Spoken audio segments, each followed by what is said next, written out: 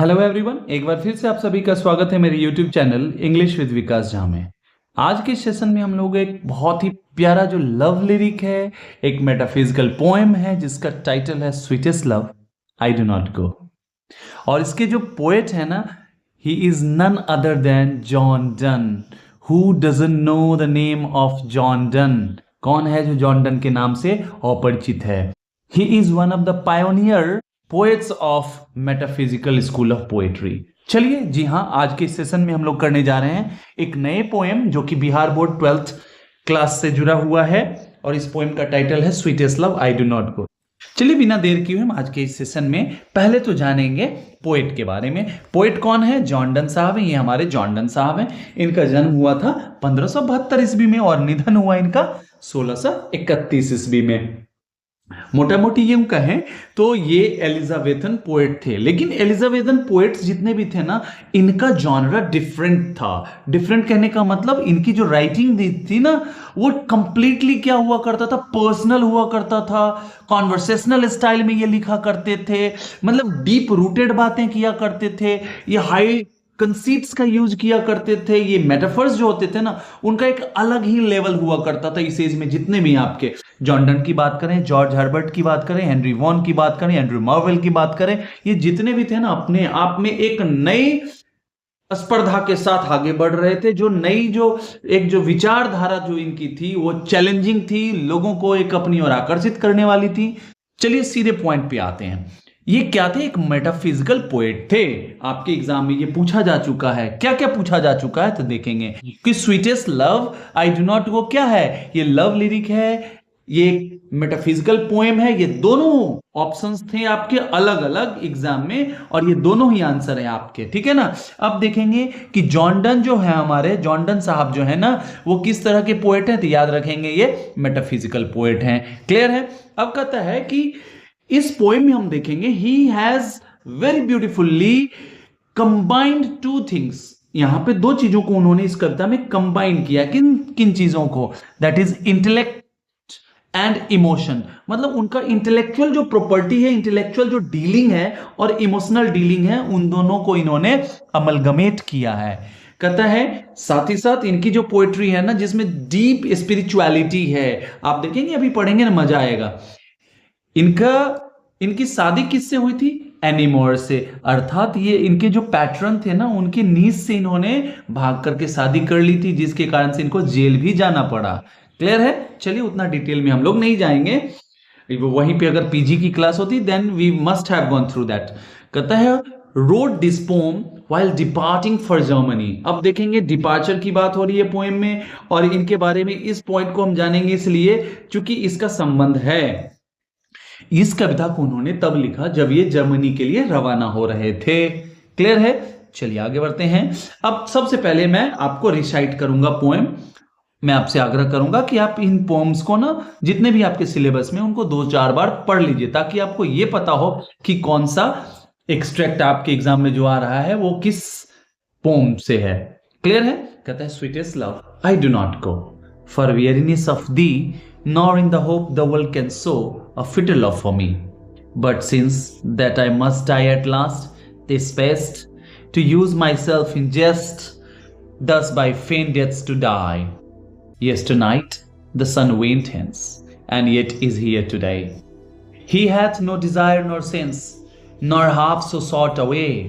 Then fear not me, but believe that I shall make speedier journeys, since I take more wings and spurs than he.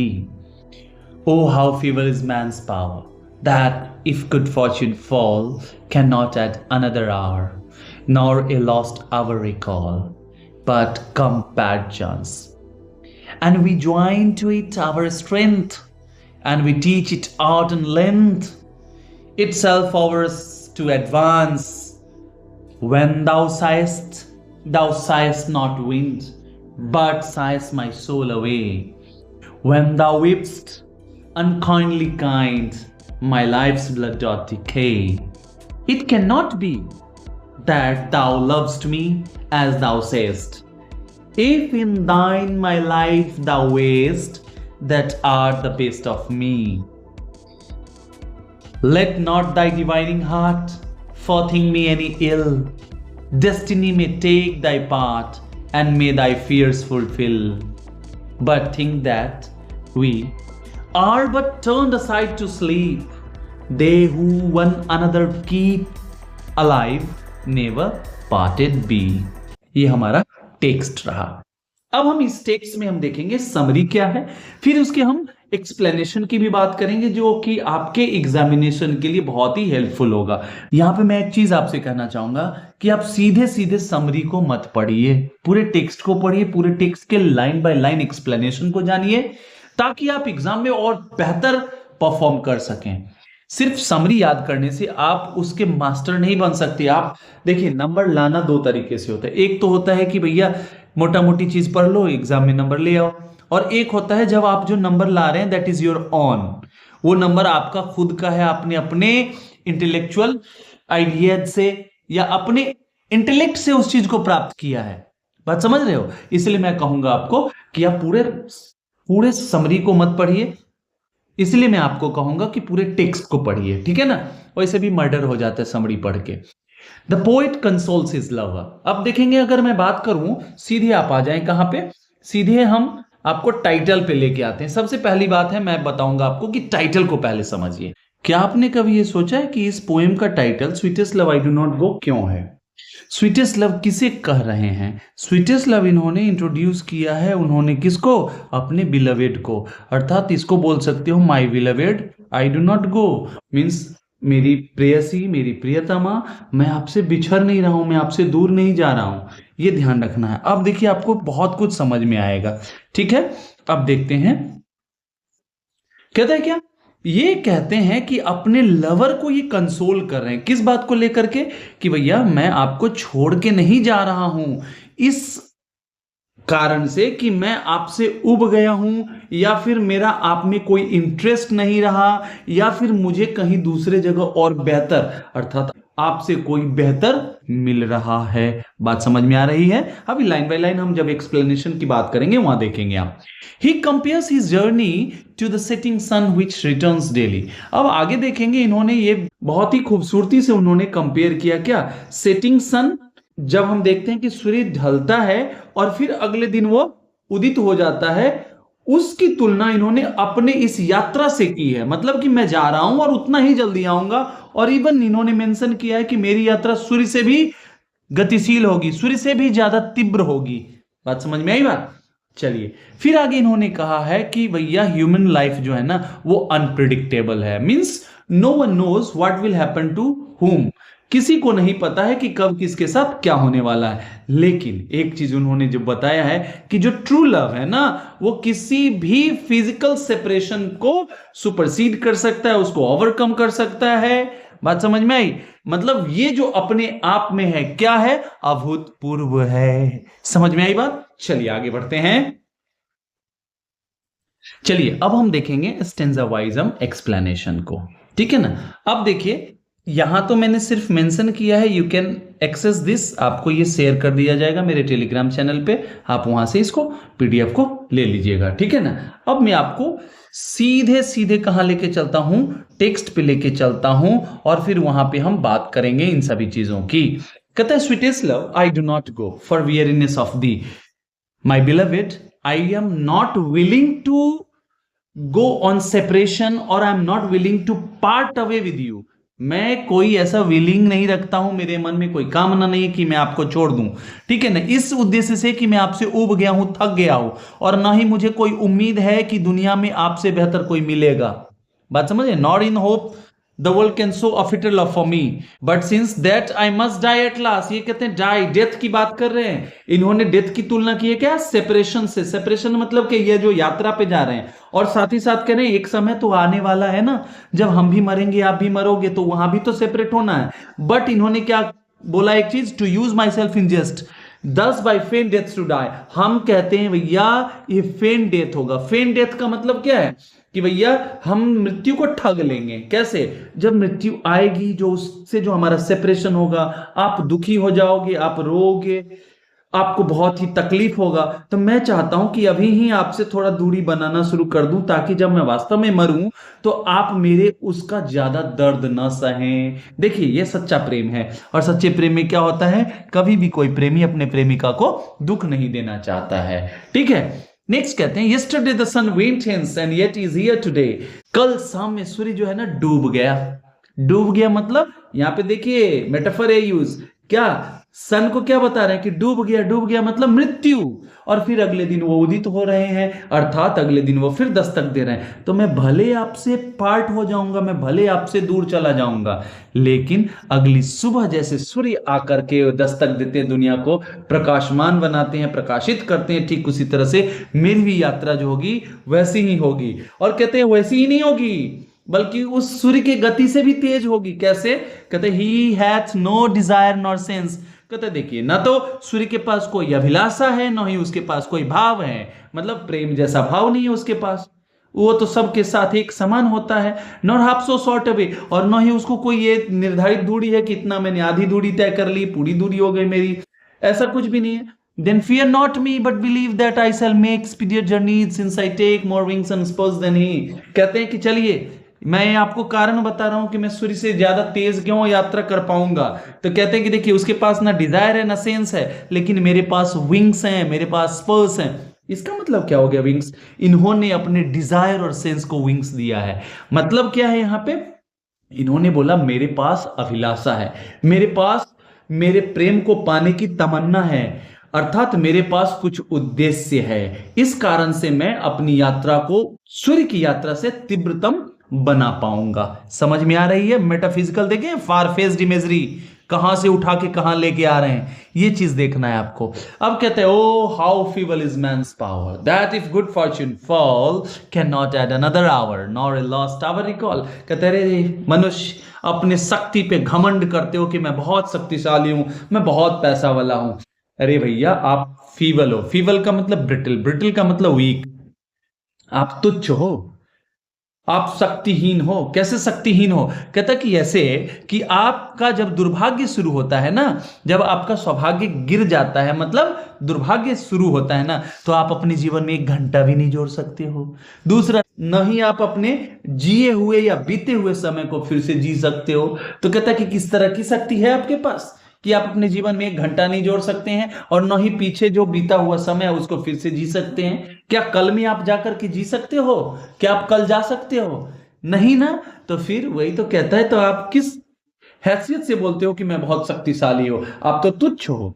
आप क्या हो? आप शक्तिहीन हो। समझ में आई बात? लेकिन साथ ही साथ ये कहते हैं एक चीज जो हम कर सकते हैं, हम क्या कर सकते हैं? And we join to it our strength. लेकिन जब हमारे जीवन में ऐसा बुरा वक्त आता है, ये सेपरेशन का वक्त है, जब हम इससे जूझ रहे हैं या जूझ रहे होंगे, तो हमें एकजुट होकर के मिल करके इसके मुकाबले के लिए तैयार होना चाहिए। And we teach it art and length itself over us to advance. कहता है कि हमें इस चीज का तो सामना करना है इन फ्यूचर, तो उसके लिए हम अभी से ही क्यों ना तैयारी शुरू कर दें। हमें इस चीज की तैयारी करनी होगी, सेपरेशन के लिए लड़ना होगा, सेपरेशन के लिए तैयार होना होगा, मानसिक रूप से, शारीरिक रूप से, हर रूप से। क्लियर है? चलिए आगे बढ़ते हैं। नेक्स्ट हमारा है When thou sighst not wind। कहता है जब आप आहें भरते हो ना, तो सिर्फ गर्म हवाएं ही नहीं होती हैं, बट साउस माई सोल अवे, उसमें मेरा हृदय जो है ना खो जाता है, बैठ जाता है, मेरे हृदय को कचोटता है आप जब आहें भरते हो। When thou weepst unkindly kind, और जब आप रोते हो ना, तो मेरे लिए सबसे अनकाइंडली काइंड है वो। देखेंगे अनकाइंडली और काइंड ये दोनों एक दूसरे के ऑपोजिट है। जब एक जगह दो वर्ड यूज हो रहे हों और वे दोनों एक दूसरे के ऑपोजिट हो, तो उनको हम बोलते हैं ऑक्सीमोरॉन। देखेंगे अनकाइंडली काइंड ये दोनों एक दूसरे के क्या है? जैसे कि हमने बोला विजिबल डार्क, विजिबल का मतलब जो दिखता हो, और डार्क का मतलब अंधेरा था। बताओ अंधेरा दिखता है? अंधेरा में कुछ दिखता है? नहीं, लेकिन वो दोनों एक साथ यूज हो रहे हैं, उसको बोलेंगे ऑक्सीमोरॉन। क्लियर है? चलिए आगे बढ़ते हैं। कहता है लेकिन जब आप रोती हो ना, तो मेरे लिए सबसे कठोर क्षण होता है। ये ऐसा क्षण होता है ना जब मेरे लिए वो सहनीय नहीं है, असहनीय है, वेदना से भरा हुआ, पीड़ा से भरा हुआ, तकलीफ से भरा हुआ, कष्ट से भरा हुआ, जो भी आप बोल रहे हैं, जिन जिन आप उत्कृष्ट शब्दों का प्रयोग कर लें। कहता है माई लाइफ ब्लड डॉट टिके, और जब आप रोते हो ना तो मेरा जो है ना रक्त जो है ना वो जम सा जाता है, नष्ट हो जाता है, क्षीण हो जाता है। It can not be that thou lov'st me as thou say'st, क्या ऐसा नहीं हो सकता है कि जैसा आप कहते हो वैसे ही प्रेम करते रहो आप। If in thine my life thou waste that art the best of me, अर्थात आप ऐसे ही प्रेम करते रहो इवन आफ्टर माई डेथ, मेरे मृत्यु के बाद भी, मेरे सेपरेशन के बाद भी, और मैं मान लूंगा कि मेरे जीवन का ये सबसे सुखद क्षण है। क्यों? क्योंकि मेरा उद्देश्य ही है अपने आप को आपके प्रति न्यौछावर कर देना, आपके लिए ही हमेशा सोचना। समझ में आई बात? अब कहता है let not thy divining heart forethink me any ill, और मैं आपको बता दूं कि आप मेरे बारे में कुछ बुरा मत सोचें। क्या बुरा मत सोचें? कि भैया मेरे बारे में कुछ पहले से ही मन मत बना लेना, क्या कि मैं आपसे बिछड़ रहा हूं फॉर बेटर लव, या फिर आपसे कि टायर्ड हो गया हूं, बोर्ड हो गया हूं। क्लियर है? ऐसी बातें नहीं आनी चाहिए आपके मन में। डेस्टिनी में टेक दाई पार्ट, और जो देखिए जो भाग्य का जो खेल है ना उसको खेलने दीजिए आप। हम लोग इससे डरने वाले नहीं हैं, लेकिन एक चीज याद रखना है आपको, क्या कि एक चीज सोचें आप, are but turned aside to sleep, अगर हमारा ये सेपरेशन हो भी जाता है तो एक चीज हम क्या रखेंगे, ऐसे समझ ले कि हम दोनों अपने करवट बदल रहे हैं, करवट बदल चुके हैं, बस एक ही बेड पे सोए हैं लेकिन विपरीत दिशा में करवट है, अर्थात हम सेपरेटेड हैं कुछ क्षण के लिए, और जो कभी एक दूसरे से पृथक नहीं होने वाला है, एक दूसरे से अलग नहीं होने वाला है। आई थिंक कि आपको ये बहुत ही अच्छे से पोएम समझ में आ गया होगा। चलिए आगे बढ़ते हैं, कुछ चीजों को हम लोग कवर करेंगे जो आपके एग्जामिनेशन में पूछा जा चुका है। हम सबसे पहले देखेंगे, एक्सप्लेनेशन तो हमने कर ही लिया, देखेंगे पोएटिक डिवाइसेस। कंसीट क्या होता है? कंसीट ऐसे कहेंगे कि हाई ऑर्डर के ये मेटाफर्स होते हैं। मेटाफर्स होता है जब दो डिफरेंट चीजों के बीच में कंपैरिजन हो और उसमें ए को बी कह दिया जाए, अर्थात जब हम देखते हैं अपनी डेली लाइफ में भी बोलते हैं गधा कहीं का, इंसान को भी गधा बोल रहे हैं, मतलब एक चीज को आप दूसरा नाम दे रहे हो, उसको हम बोलते हैं मेटाफर। तो ये हाई लेवल का मेटाफर होता है जिसे हम कंसीट कहते हैं। जैसे फेन डेथ, फेन डेथ कहा गया किसको? डेथ को, मतलब डेथ को आप धोखा दे रहे हैं, मतलब ये किसको कहा गया है? सेपरेशन को, डिपार्चर को, सेपरेशन, सेपरेशन। क्लियर है? नेक्स्ट हमारा है मेटाफर। मेटाफर किसको बोलते हैं? मैंने बोला कि जब एक चीज को दूसरा नाम दे दिया जाता है उसको मेटाफर बोलते हैं। सन्स रिटर्न, सन्स रिटर्न का मतलब क्या है? Poets return. या सन किसको बोला गया? पोएट को बोला गया। This is the beauty of poetry. Poetry की तो यही खासियत है, खूबसूरती है। चलिए आगे बढ़ते हैं। नेक्स्ट हमारा है पर्सोनिफिकेशन। देखिए पर्सन, पर्सन मतलब आदमी, और जब आप नॉन लिविंग बीइंग को पर्सन बना देते हो, किसी आप कुर्सी को बोल रहे हो कि ये मेरा सबसे प्यारा मित्र है, आप अपने कलम किताब को बोल रहे हो वो नॉन लिविंग बीइंग है और उसको आप इंसानी जो है ट्रेट्स दे देते हो। Means when something that is non humanistic, that is non living object, और आप उसको क्या ह्यूमन ट्रेट्स एट्रीब्यूट कर देते हो, that is called personification. Clear? Sun has no desire, यहां पे देखेंगे सन के पास डिजायर, डिजायर तो ह्यूमन ट्रेट है, ये ह्यूमन ट्रेट है, वन ऑफ ह्यूमन ट्रेट्स है ना। और ये सन की बात करें, सूर्य के पास कैसी अभिलाषा, किस चीज की अभिलाषा, किस चीज को पाने की उत्कंठा है, ठीक है ना। तो ये बताया जा रहा है, तो यहां पे सन को क्या कर दिया गया? पर्सोनिफाई कर दिया गया। रिपीटेशन में एक ही वर्ड को रिपीट किया जाता है, जैसे आप देखेंगे नॉर, बट, ये सब आपके रिपीट हुए हैं। क्लियर है? एलिट्रेशन में क्या है कि जो हमारा नियरली क्लोज जो रिलेटेड वर्ड्स है ना, उसका बिगिनिंग का जो साउंड है ना वो कैसा है? कॉन्सोनेंट साउंड है, सिमिलर कॉन्सोनेंट साउंड, याद रखना। जैसे आप फेन डेथ्स टू डाई, तो डेथ्स का डी, डाई का डी, देखेंगे इनिशियल साउंड जो है क्या है? कॉन्सोनेंट साउंड है। क्लियर है? सेम होना चाहिए। चलिए और भी हैं, बहुत सारे हैं, चलिए आगे हम देखेंगे। अब क्या है आपके, हम इसके थीम और टोन की बात करेंगे। भैया इसमें तो इंड्योर किया गया है किस चीज को? लव को। बोला कि लव के प्रति जो इनकी जो मतलब जो एक जो सोच है और यूं कहीं समर्पण जो है उसको इन्होंने दर्शाया है। साथ ही साथ इन्होंने मॉर्टेलिटी की भी बात की कि भैया one day one has to depart. Departure मतलब वहां पे परमानेंट डिपार्चर की बात हो रही है, वो परमलोक की ओर मतलब मृत्यु की बात की जा रही है, तो सेपरेट होगा ही। तो इसका भी थीम हमने देखा था। कंसोल कर रहे हैं अपने प्रेयसी को, अपने प्रियतमा को, अपने बिलवेड को, क्या कि भैया आप सांत्वना रखो अपने आप में, ऐसा समय आएगा तो आपको डरने घबराने की बात नहीं है बल्कि उससे फाइट करने की बात है ना, ready to fight. Philosophical tone है, टोन कैसा फिलोसफिकल है, फिलोसफी दर्शाया जा रहा है, कॉन्वर्सेशनल स्टाइल है, ये सब याद रखना है आपको। इमोशनल स्ट्रेंथ की बात की गई है इसमें कि भैया इमोशनली आपको क्या होगा, बहुत ही तगड़ा बन के रहना पड़ेगा। जब भाग्य से झगड़ा हो तो बन के रहना पड़ता है आपको तगड़ा, ठीक है ना। चलिए, love transcends physical barriers. Love जो है ना, ये किसी भी तरह के बैरियर को नहीं मानता है, फिजिकल बैरियर को तो और नहीं, ये तो एक आत्मिक संबंध है ना। चलिए आगे बढ़ते हैं। अब देखेंगे कुछ हम पीवाईक्यूज देखेंगे जो बिहार बोर्ड के बोर्ड एग्जामिनेशन में पूछे जा चुके हैं। Why is the poet living, living क्यों कर रहे हैं यहाँ पे? अरे भैया वो जा रहा है, he is not tired of his love, he is not tired of his lady love. वो अपने प्रेयसी से टायर्ड नहीं है, बट वो प्रैक्टिस कर रहे हैं किस चीज का, डेथ का, कि भाई सेपरेशन तो आना ही जीवन में, तो हम एक बार प्रैक्टिस कर लेते हैं ताकि आपको दुख ना हो ज्यादा, ठीक है ना। Who is addressed in the poem, किसको एड्रेस किया? अपने पत्नी को, और उनकी पत्नी का क्या नाम था हमने देखा था, एनीमोर। नेक्स्ट हमारा है what is the central conceit. इसमें कंसीट क्या है तो देखेंगे कि सूर्य की जो जर्नी है उसको इन्होंने अपने जर्नी से तुलना किया है, ठीक है ना, ये चीज देखा हमने।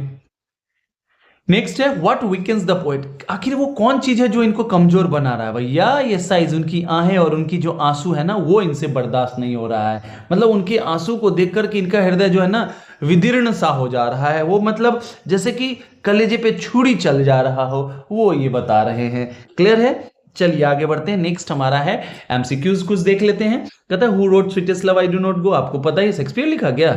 नहीं सर, जॉन डन ने लिखा है, मेटाफिजिकल पोएट जॉन डन ने लिखा है। क्लियर है? चलिए, अर्थात ये हमारा ऑप्शन है। नेक्स्ट है what does the poet compare himself to. उन्होंने अपने आप को किस चीज से तुलना की है? सन से की है, ये देखा हमने। आई डोंट थिंक कि आपको एक भी क्वेश्चन बनेगा नहीं, अगर नहीं बनेगा तो एक बार फिर से वीडियो देखिए आप, ताकि आप एग्जाम में जाए ना तो आप अपने बलबूते अंक लाएं, इधर उधर आपको ताक झांक करना न पड़े। भैया मेरा सजेशन तो यही है, वैसे आगे आपकी मर्जी, आप जैसा चाहो ऐसा बन सकते हो। क्लियर है? What weakens the poet according to the poem, हमने देखा था पीछे, क्या है वो चीज जिसके कारण वो कमजोर बन रहा है? Size and tears. क्लियर है ये? What is the theme of the poem, theme क्या है आपको पता होगा? आप बताएं फटाफट, इस क्वेश्चन का आंसर मैं नहीं बताने वाला हूं, आपको कमेंट में इसका आंसर लिखना है। चलिए, आपको ये सेशन कैसा लगा आप जरूर लिखेंगे, रिव्यू जरूर दें और कमेंट जरूर करें कि आपको किस टॉपिक पे किस तरह के लेक्चर की आवश्यकता है, ताकि मैं आपको बिना किसी बाधा के वो चीज प्रोवाइड कर सकूं। चलिए, thank you so much for being with me, keep learning and keep evolving. Thank you so much.